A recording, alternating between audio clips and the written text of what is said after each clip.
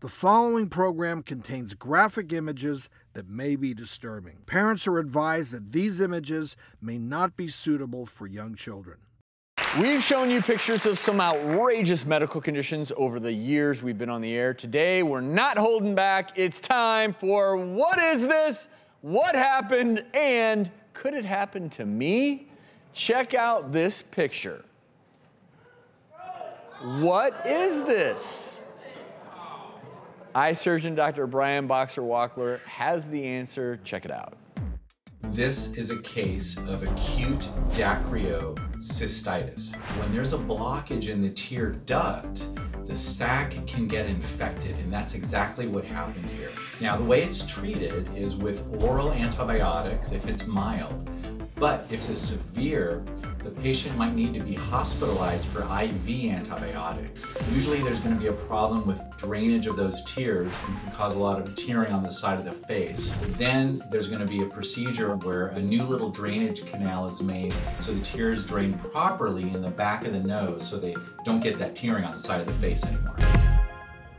Thank you, Dr. Brian. Let's move on to this next picture.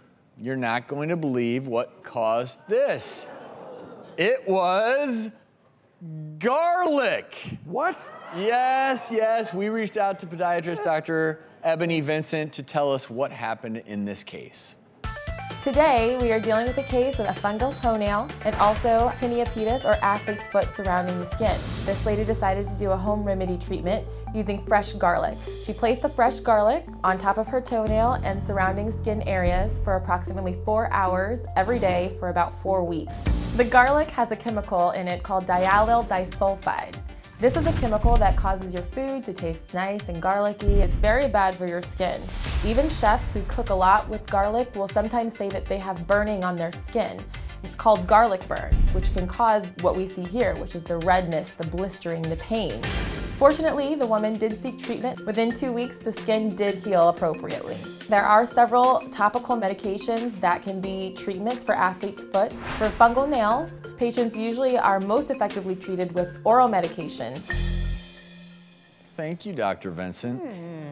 I love garlic, but maybe not for that. Don't put garlic in your shoes. And always be careful with home remedies. Last but not least, check out this photo.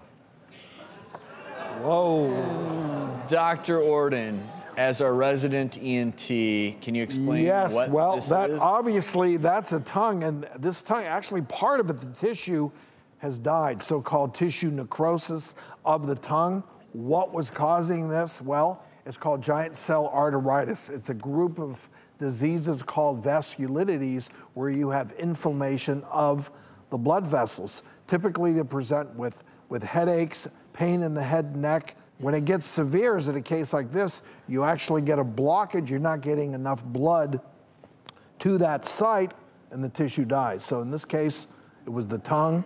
They treated it with steroids, and actually it healed and did pretty well. So you treat it like an autoimmune disease. Typically, rheumatologists get involved, but it can affect all the blood vessels of the head and neck. That's why it's very important to treat it, because you can get strokes. How common is it? It's not very common. Not very common, yeah. Not very common.